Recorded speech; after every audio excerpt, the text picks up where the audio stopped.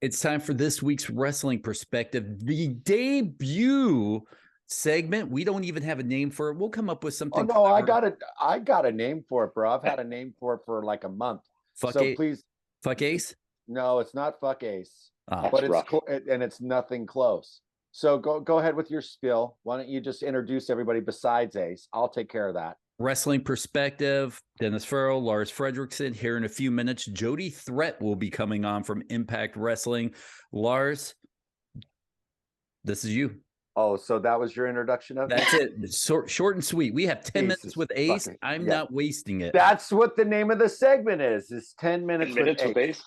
So every month, once a month at least, we're going to get Ace Steele here, who is a consummate professional, has been around the world with the sport of professional wrestling, and we want to get like an insider's look, so to speak, or at least we value his opinion, we value his friendship. Obviously, Dennis doesn't give a shit since he thought the name of the fucking show was Fuck Ace, which just goes to show that, I mean, that could be the first question. Why do we hate Dennis so much? But that won't be. So that's easy. My question of the week for this first segment is the NXT talent. There's so many guys and gals down there that you've trained. Yes. Maybe let's talk a little bit about them and what you see in them. Awesome. So hello. Hello. Hopefully this isn't called Fuck Ace from now on, but I can see how that goes that way. A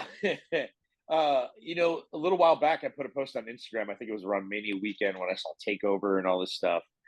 And if you think about it, I haven't been in NXT since 2022, and I'm sorry, 2021, like late 2021.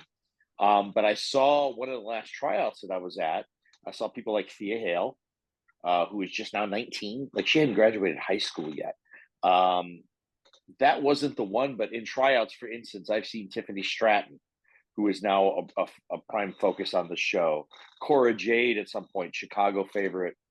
She's from the hometown that we all love.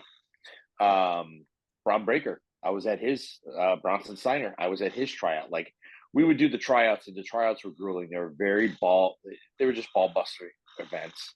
And you could see people that are ready to go. Like, for instance, Steiner himself, he didn't have much training whatsoever, but he had some, you could tell. Like, but it's a no-brainer when he gets in the ring and runs the ropes. He runs the ropes like his dad. If you study wrestling like we do, like, they're like, holy shit, he runs just like Rick Steiner, and he sounds like Scott. I don't know if he does math like Scott, but he certainly sounds like it. But he's the blue chipper. Eventually it's going to hit. There's a guy named Tony D'Angelo, the Italian guy, also a Chicago native. He kind of grew up watching wrestling, but wasn't a huge fan. Freaking natural doing this. So Tiffany Stratton, when she came in, was, I think, a CrossFit athlete, maybe. I don't remember the background exactly, but I knew that. And I knew right away. I looked at her, I'm like, if they don't hire this girl, what the hell are they looking for? Because sometimes the tryouts were geared towards, they were geared towards, we're looking for stars, or we need people that, could fill the roster, you name it. We're looking for referees this time, point blank. Sometimes they're just having it to see what's in the world. And you'd see people come back. I saw Joe Gacy's tryout. I saw many people like that. So coming to fruition after a year of these people in, especially with the new mandate of, hey, if you're around NXT for 2 years and it's not really going anywhere, they're going to cut them loose, just like a football team or baseball team. And that really is your AAA at that point. So you're not going anywhere else. You're going back out into the world. And if you want it, you'll go after it. Tiffany Stratton, for one, could do anything physically. It's just putting her mind to it, to the character. And look what she's done just brilliantly. She's back on TV after a little bit of a hiatus, but she's got the character down. And that's stuff you can't teach. Like, where is that? Like, she's a quiet girl, and she's not loud. She's not boisterous. You don't know she's in the room, at least from what I've seen and when I was around her. But she pulled that character out when they said, you're going to be daddy's little girl. Well, that evolved. I mean, for the first time we were in a ring and I had one of her matches to produce, and I was like, well, we don't see the daddy's little girl in you. Do something with a wrist lock. And when you hold the girl's, wrist and you look at her nails, comment on how bad her nail job is. That's what a daddy's little girl would do. Yeah, shit like that. And like, so like those pieces and parts came together. And they didn't have, now they're back doing the coconut shows, which are the local Florida shows are what they're called. We were just doing live events in the PC itself. So somewhere, whether the main arena where they shoot TV or just real fast for the listeners, PC, what are you? The Performance Center, the WWE Performance Center down here in Orlando. A former coach there and coach producer at NXT, and now it's Level Up. But 205 was hot and heavy then. But it would just be a closed environment. Like they were stuck wrestling in front of their peers, which is really, really hard. I've been involved in that before, a show way back in the day. Hey, we understand you have experience. Can you make this guy, we want to see what he can do. And then next thing you know, I'm in a dark match with this guy to see if you can bump and blah, blah, blah. But you wrestle in front of the agents, the wrestlers, so on and so forth. Very nerve wracking. But a girl like her, hit it right out of the park, I should say. And just head on. Joe Gacy took to it. I had his first television match. What do I do? Where do I go? What do I do? And I'm like, and this is where the indie mindset, when you're doing television, you've got 5 minutes, 6 minutes, whatever your time frame is, every step counts, every step across the ring to pick someone up, every time you ram someone in the buckle, you want to throw 2 more punches, that counts. So seeing Joe Gacy evolve to where he's at now, having his own little faction with former GYV and Ava Rain, which is Simone Johnson, just seeing stuff like that come to fruition. Grayson Waller, I was his day one coach at the Performance Center. I don't think he minds me saying that at all. I'm not going to say I have a day-to-day rapport with these people, but I'm on great terms. Like, they thank me for all the things. They're so awesome about that. Like, and that's the other great thing about wrestling is that if you have somebody that's a sponge and they're thankful for it, I don't need to pat on the back from him someday. He's out in the world. Like if he's excelling, hell, that's great. And then look at him now. He's on SmackDown right now, killing. Like he's great on the mic. The minute they gave him an opportunity, took off with it. The other one I could think of is he was Anthony Bravado, and now he's Andre Chase.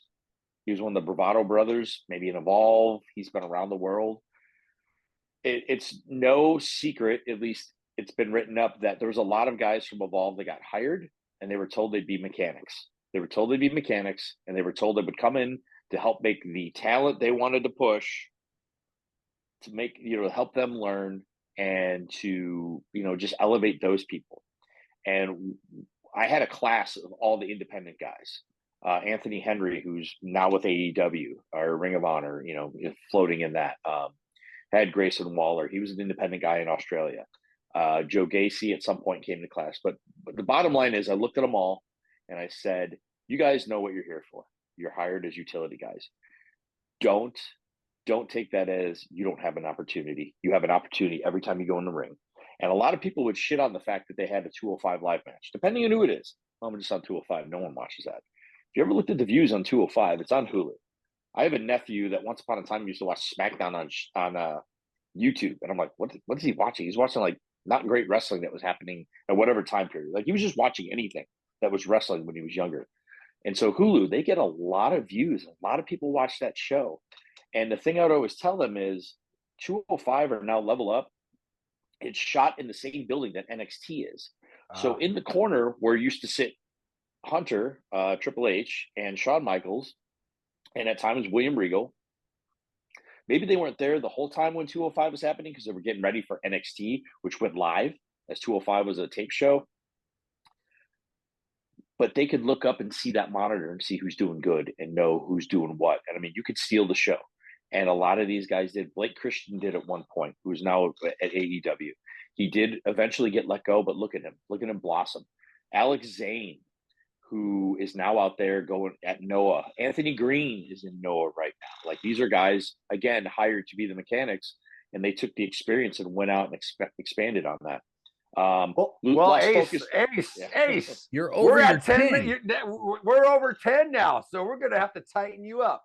Next question, maybe next month, we're going to be covering topics from maybe Gold Dust face paint to if Danhausen has nipples or not, and or maybe even like CM Punk's tattoo choice.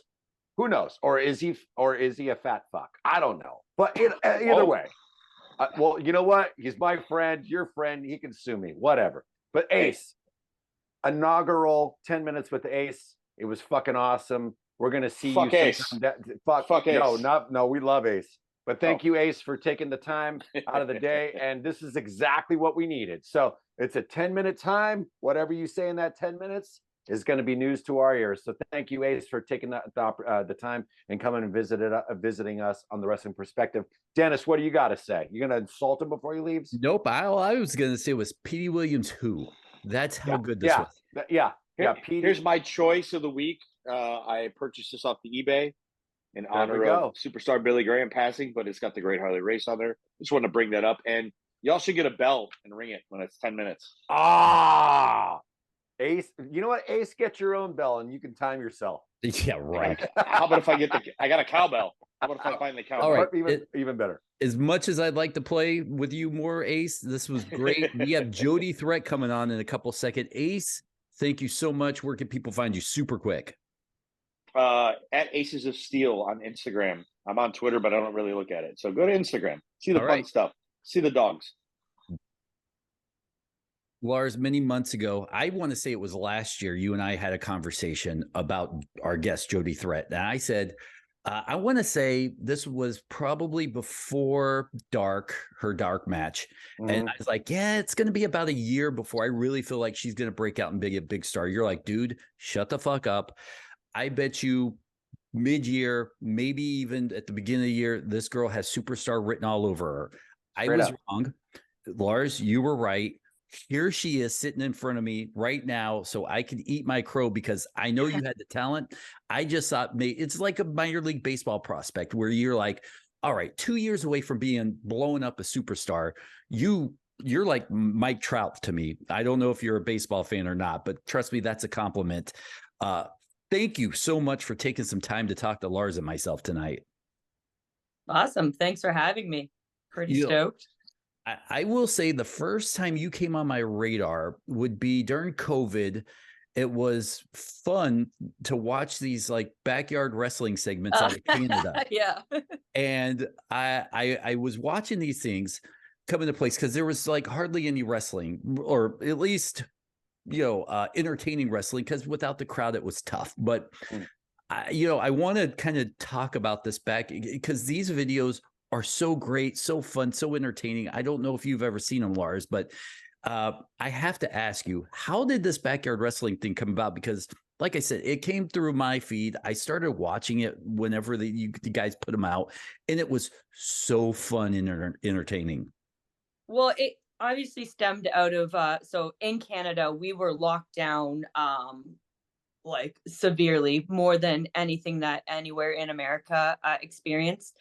So much so that like we could not train, we couldn't go to the gym, nothing like that. So it was Von Vertigo, who's like an indie wrestler here in Ontario.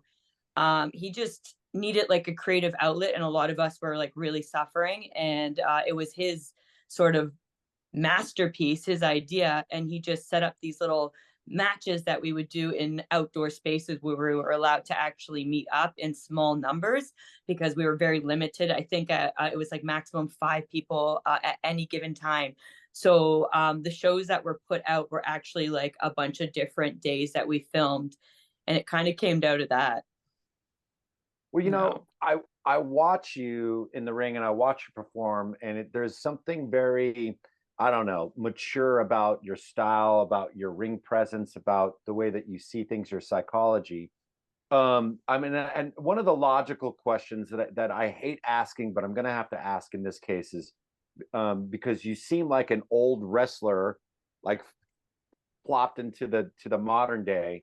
What was professional wrestling something that you grew up watching? Because it seems like it's in your blood in that sense. Okay, your minds might be blown, but it was literally maybe 7 years ago that I started getting into wrestling, and it was by accident. Oh, well, then tell us the story. Yeah. My mind is a little bit blown. You can't tease us like that and then just be like, this by accident. Next question. Yeah. Okay. Well, so 7 years ago, my little sister had a really bad breakup. And so I was we're from Toronto, so it's a great nightlife.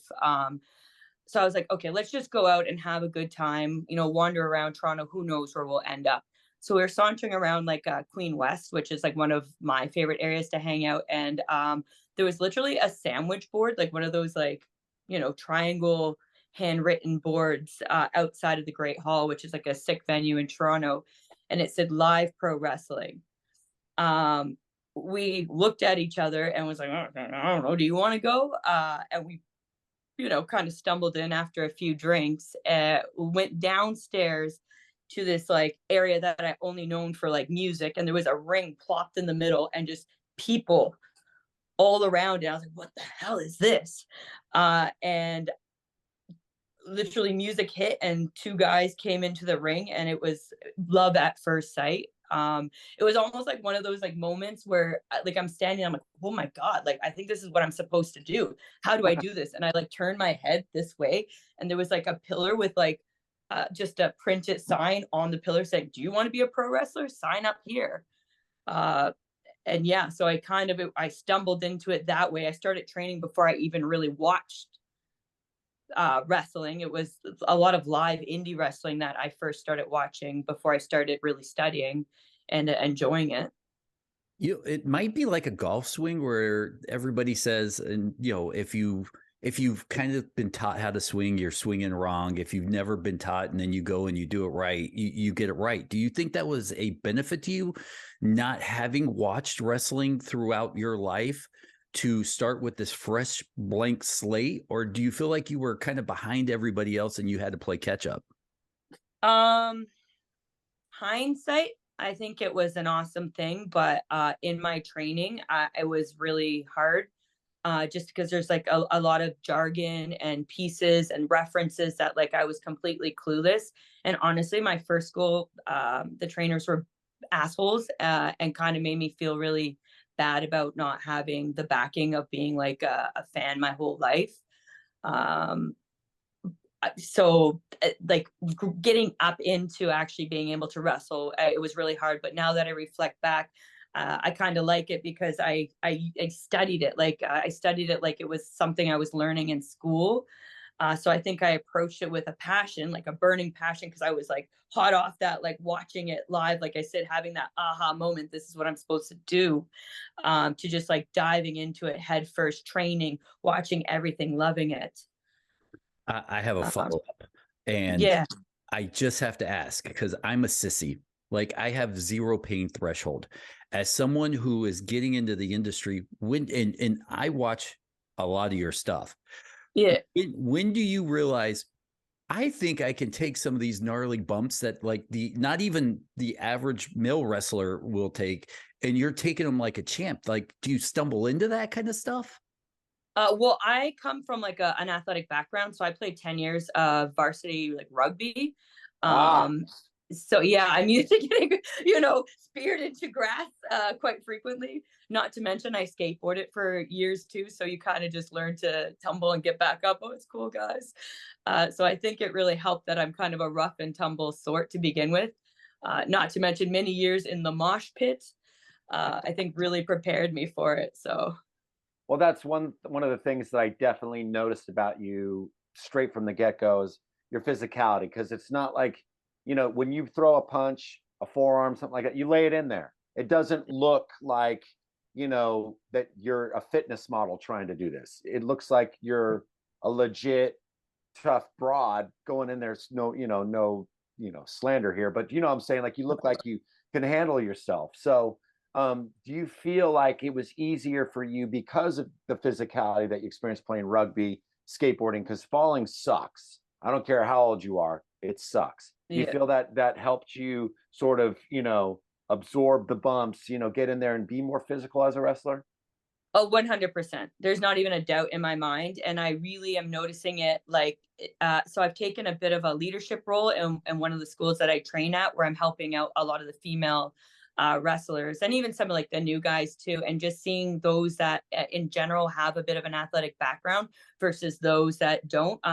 It's something called like physical literacy. It's almost like people don't understand how their bodies move or operate or how to do things, and it's like very notable in like me watching people. And like I said, like I know I've been very lucky to pick up things like fairly quickly. No two Jody Threat matches are the same. If you go and watch one match to another, you can grapple, you can do hardcore, you can go face to face with the biggest of them all, and it looks amazing. When you are building the Jody Threat character, how much thought did you put into being able to do all these kind of different styles of matches? Honestly, not much. It's just I do what I like to do. So if I don't like to do it, I don't do it. Like my training has given me like a wide repertoire of things to do and like all the seminars I've went to, but it's really anything that I like to do, I try to implement it. And I think part of it too is I feel like I like being able to do different things, like to have a similar match or a similar style. It just becomes so repetitive in my brain, and I don't like it. I like to explore different things, and I really, really, really try to collaborate with who I'm working with, just to have like that difference in matches. Like I think that's what's kind of beautiful about wrestling, is that like it's not just me, it's myself and a partner, and we're supposed to be creating this beautiful thing. So I really think like matches should be a collaborative effect, and I think maybe that's why you see such variety in my work, is because I'm trying to collaborate. Well, you talked about going and watching the independent wrestling, and that's kind of like what sort of inspired you to do this. Now you're, with probably, I think, the best wrestling company that's on TV right now, Impact Wrestling. And I say that all the time just because the storylines are there, the psychology's there, the physicality's there. Did you find, that it was sort of a hard transition now, staying a lot of the times Indy's teaching this thing and then getting into the front of the camera? Because I know it's somewhat of a different process when you're building a match. Was that a hard transition for you? So I'm still very much in the beginning phase of doing the TV. I think I'm maybe a month in at this point.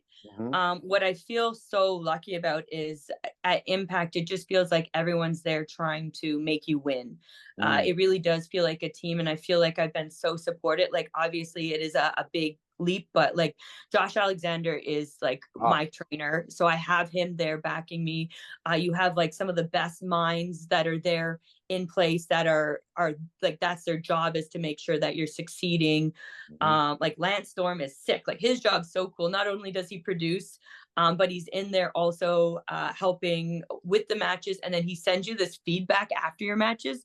And that's kind of like how I learn, is like having my stuff like ripped apart. Like I'm very much, and that probably comes from like my athletic background. Like I like critique, and he does such a good job at like articulating exactly what it is you need to do to do better, to make it different. And like I just think that I'm so lucky to be at Impact, because they're giving me the tools to be able to succeed in that transition. We're in this new age where it's easy to be seen by companies with all the social media, YouTube, TikTok, Twitch, all this stuff, but it's harder to pull yourself apart from the pack because everybody's doing it. You show up at Impact. Is there like a period there where you're kind of like, maybe I'm not ready for this? Or were you like from day one, I'm ready, I'm going to do this, and I'm going to succeed? Well, you always, at least for me, like you always question yourself. But like I said, like I'm so lucky that I'm going into such a good locker room where everyone really wants you to win. And I've had like a few people like come up to me and give me the talk, like, you're here because you deserve to be here. There's limited spots. You were selected because they want you to be here.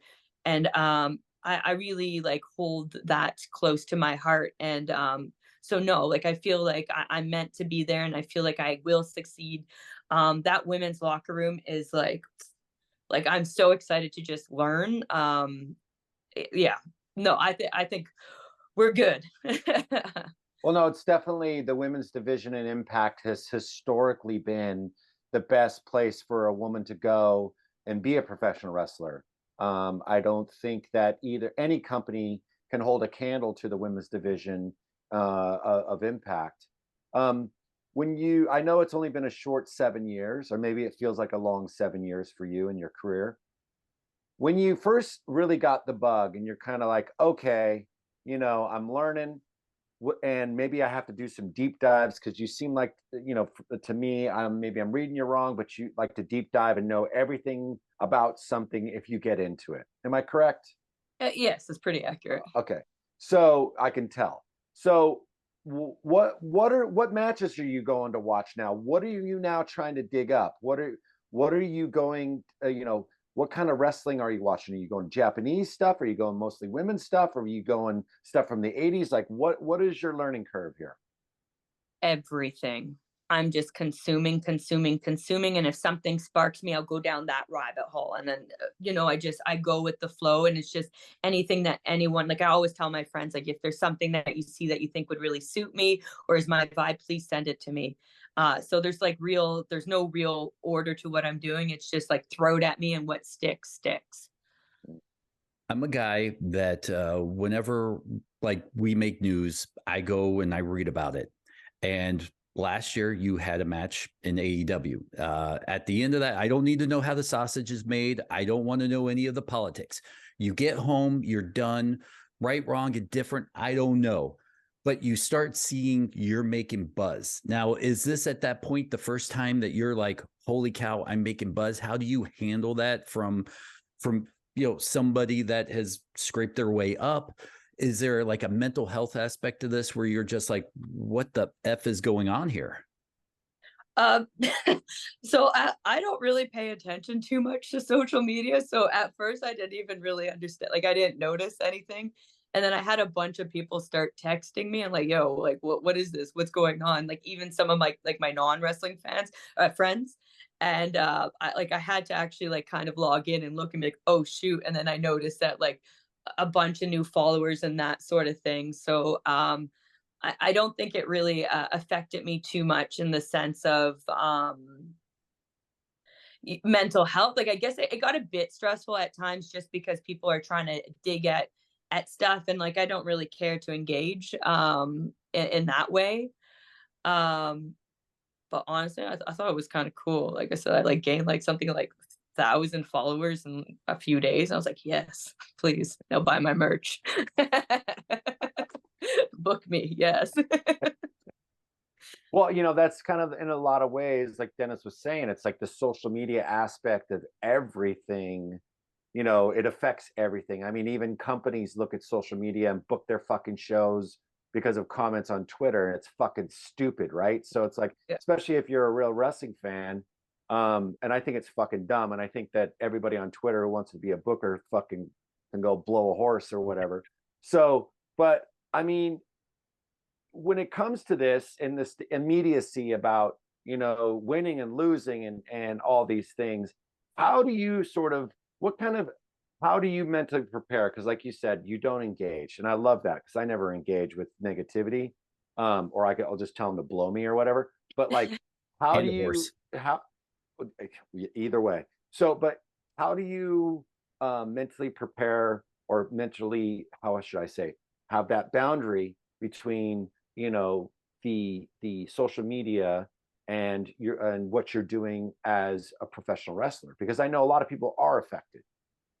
I think I'm lucky. I came in like I'm a bit older. Like I think that's another thing people don't realize. Like I started training like quite old in comparison. And so I lived life before there was social media, and I think that has honestly like helped. And I'm only on social media because of the wrestling and understanding that like they go hand in hand. But I think that's where the boundary is for me. And in like my 9 to 5, like Monday through Friday job, I work a lot with like youth and stuff, and that's been something like deconstructing that with them has been also helpful for me, like because I'm like, yo, someone needs to hold it together for these youngins so they know that like life is not what you see on the screen. 100%. You're living the dream in a major company, and Lars and I, we love to know sometimes how that stuff comes about, right? What was your reaction when someone comes to you and says, hey, I know you've only been doing this for X amount of years, but Impact Wrestling is interested in you. How did that whole thing come about? It was like a DM. Like Scott literally slid into like my personal DMs that I had him on like my Facebook from before I did a seminar a few years ago for him. And he basically asked like, how would you be interested in working for Impact? And I literally at first was like, did someone hack his account? Like, and then yeah, the rest is obviously history. I was obviously hyped. Well, of course you were hyped, but like, what are the conversations? Like, is it like, how did it all manifest? Because obviously you said maybe had done something with him before. Yeah, so I guess they must have been looking to fill, like it seems like I'm still learning the stuff about Impact, but it seems that they really like to use who they have so they don't over sign, because they want to be able to use their roster. So from like conversations I've had with him and other people, it just seems that they really take their time in who they choose to bring on to the team.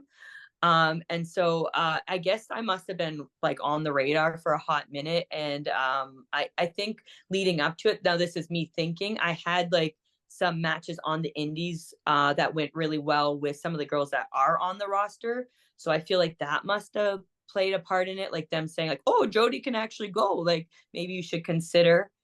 And then yeah, like I said, I was blind, so I didn't even expect it. It was just a random DM that came my way, and I was like, yes.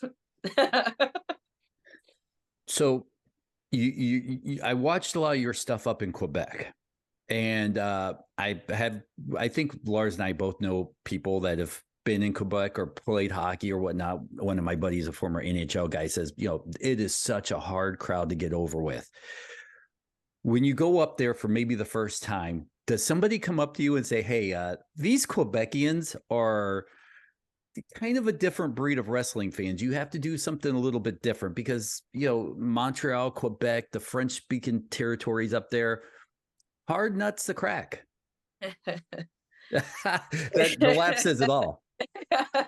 No, we don't get no warnings, but we know what we're getting into. Well, do you find that wrestling in front of, I mean, you're obviously, up there in Canada, it's a big fucking country. Are they different crowds for you? I mean, I know for me, the French side, it's passionate in a whole different way. Do you find the same way with the wrestling fans?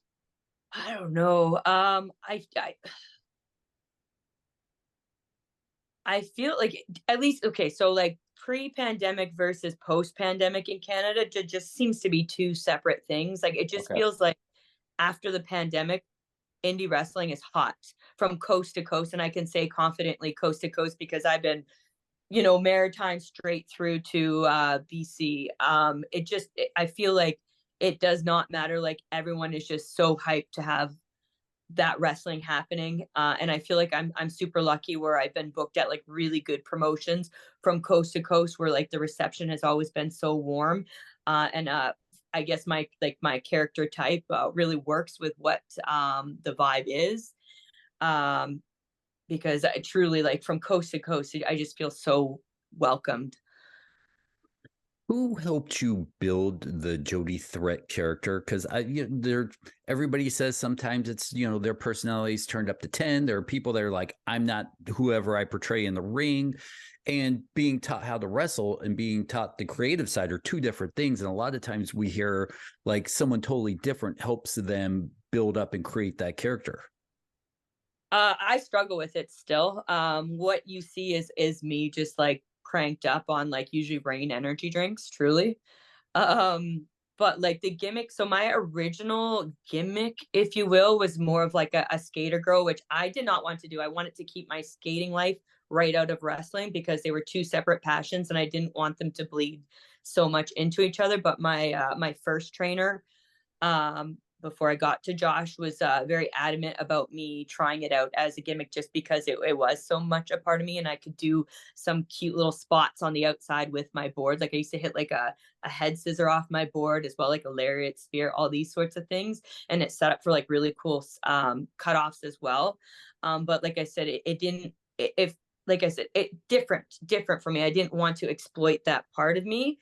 And so it always felt really, really awkward. And I spent so long trying to like shake that board because, again, I really didn't want to bring that into this world, because wrestling for me, I have to keep it separate from real life Jody.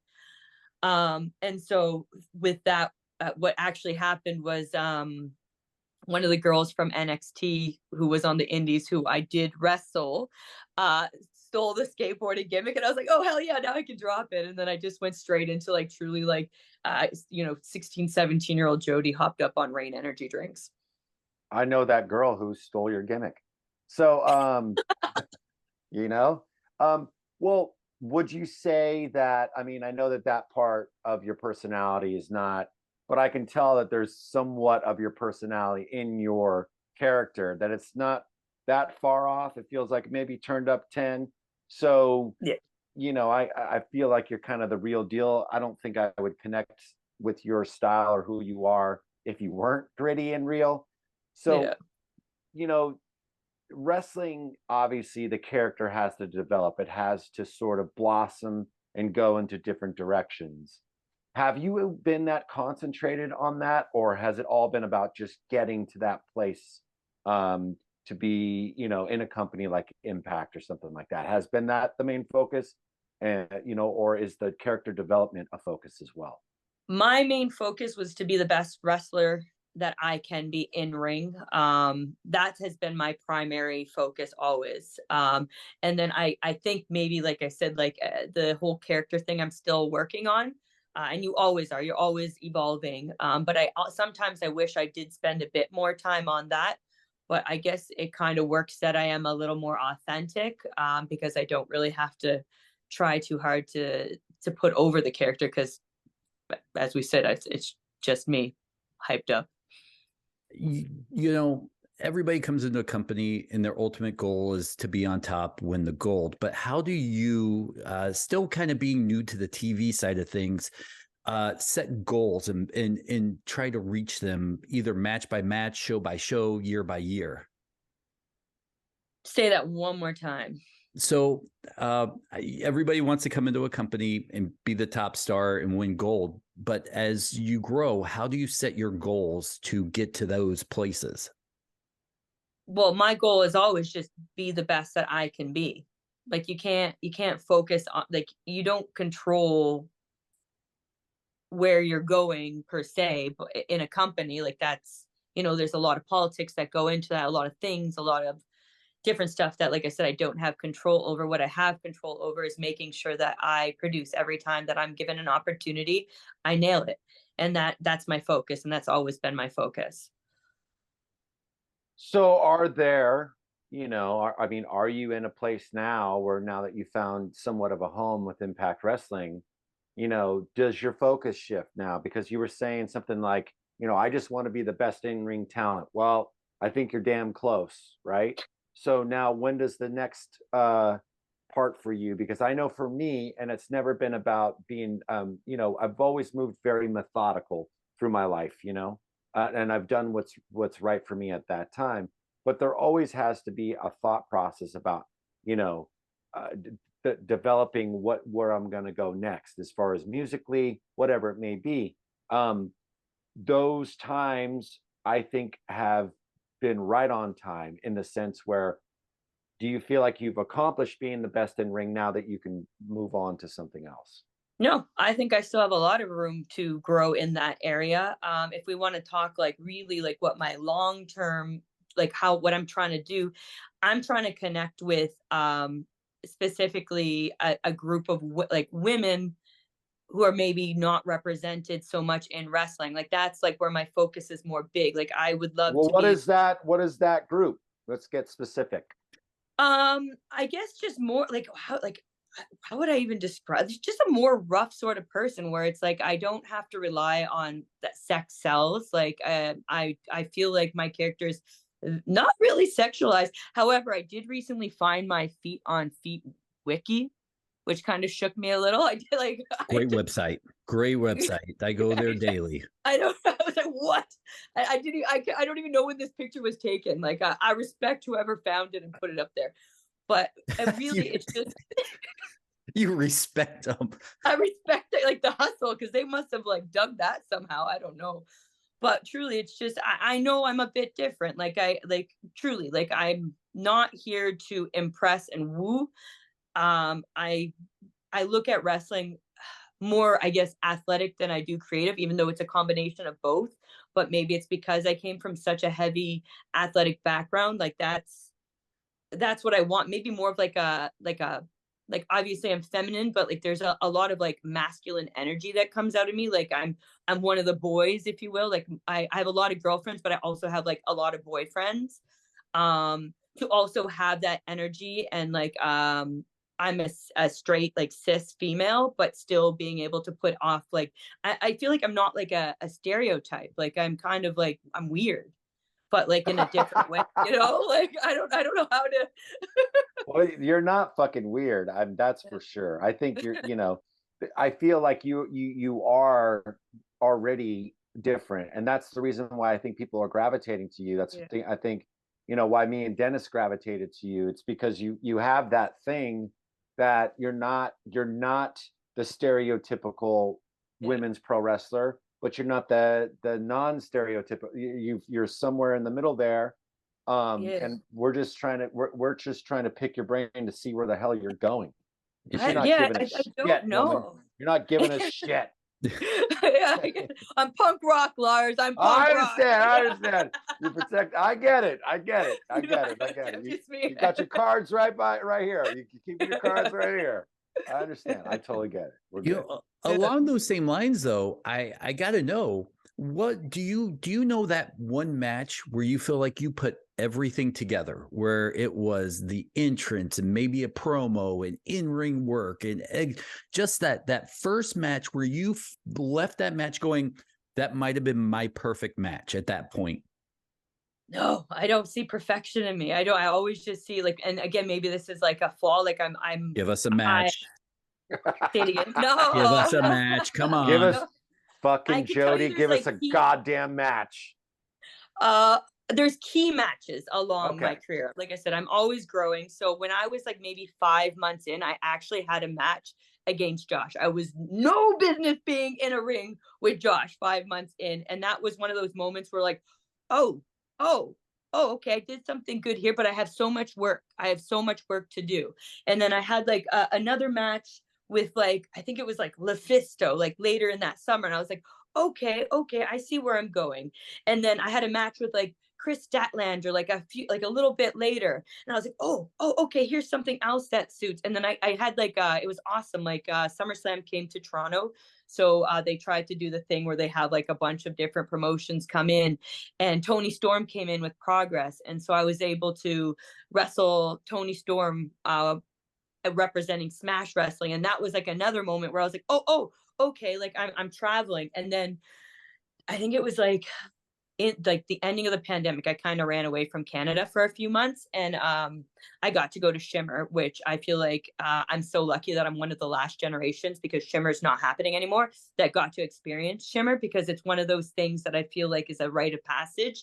And I had a match with Mercedes Martinez there, and that was another one of those moments where it's like, oh shit, like let's fucking go. Like I maybe I can do this. Maybe I can hold my own. And the rest has just been different opportunities. And I could feel myself growing, Do you feel there are any aspirations to be a world champion for you? Obviously that would be sick. That opens more doors for more opportunities and more room to grow. But again, like my aspirations is just to fucking kill it, like to just do the cool stuff, to get her done wherever that leads me, to meet as many weird people, my kind of people, just to fill like a void that maybe hasn't been filled before, and to really to just show people like you can do this and not fall into like the expectation. Like I don't know, like of course I would love to hold the belt. Well, I know you come from a punk rock background, and I know personally that we kind of think about things a lot differently. We approach things a lot differently, very unconventional. the way that we look at marketing or performance or whatever the music, whatever it is. And it's definitely like an outsider's view on society. Do you think that that kind of thinking and that approach to life, because that's a lifestyle, right? Do you think that that's helped you in the world of professional wrestling, not to get trapped up in all the bullshit? I think it has, and again, coming into it a bit later in life, I had like those morals and values were like ingrained in me. So like sometimes like even with having that in me, you have these weird thoughts like, oh, maybe I should try it the way that people have been doing to be successful for many years. Maybe I should try it that way, and like the representation. But then again, like giving myself a shake and like understanding like who I am. Like I can't, I will not. So yes. Okay. I know we're getting to the end, and at least from my last question, it's not a question, but it's an observation. And from this interview, I've noticed that you have this confidence that Lars and I, we've interviewed hundreds of people, and I'd say probably 70% of them don't have that confidence.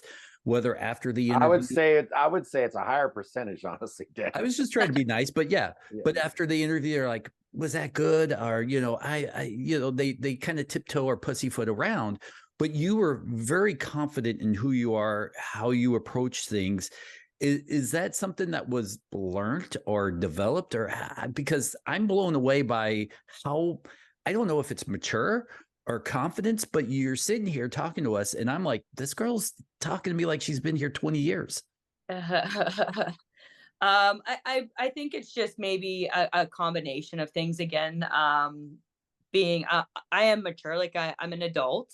Congratulations. Thank you. I've survived this long. I've lived through some shit. Like even just like I said, my 9 to 5 work, it really does keep me humble and understand like what life is. And I think that's a part of it too. And just like a bunch of stuff, like I've lived a bit of life. So I think with that comes a bit of confidence in who you are, right?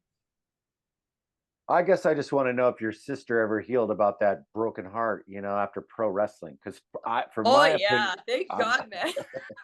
Bro, you don't even know. Fuck that guy, okay? Fuck that guy. Yeah. Let me tell you what he ended up showing back at her apartment. I friggin' ripped open her apartment door, and like this was before wrestling. Don't even get me started. But yes, now she's happily married, and she has a baby, and I'm an auntie. It's pretty sick. Yeah. So she has healed. Well, okay. So where can we find Jody Threat on social media? Because I know you're going to do a better job now that you're in a bigger company and you got to be more on it. You got to post photos. I'm trying. Less feet photos, though. Less feet photos. Less feet photos. I don't even know how they got this. I would love to know. Someone could tell me. Well, I'm sure there's probably some, did you ever do a gig with Tony Atlas? That's all I want to know. All right. Well, where can people find you? At Jody Threat. So Jody Threat, THREAT. And is that on all platforms, Jody? All platforms. Okay. Listen, to wrap this in a bow, thank you, because this was a breath of fresh air. Cool. I actually, this is recording. I'm not saying this to say this. Lars knows that we, if it's a good interview, be like, hey, thanks for coming on. But wow, you have, just from this interview, my favorite wrestler now. Like, I am your biggest fan. Yeah. So I have to tell you one like really funny story before we go. Please, it's your time. So this is a story for Lars. Okay. Lars, this meeting is like, I was trying to like pinpoint the year, but this might be like 18 years in the making. Okay. So you were in Toronto. Mm-hmm. I want to say it was like Cool House. I can't remember. Yeah. You were on stage. I waited till like the end. I feel like there was only a few shows left, and I ran on stage. And you were like, going for a stroll, are we? And then I was instantly ripped off the stage and chucked out the venue door. So like, we've met before in passing, and I've like been waiting for this day. Well, I'm super sorry you got chucked. I really literally want you huck a bitch right out the door. Well, that's funny because I took your feet picture on a beach 4 years ago, and it showed up on the internet. So we brought it all together, guys. Oh, full circle. Look at that. Yeah. So Jody, thank you so much, guys. Go watch Impact Wrestling. They've been amazing to the show, to us. Jody, thank you. You've got 2 major fans in us from here on out. We promise you that. Awesome. Well, thank you.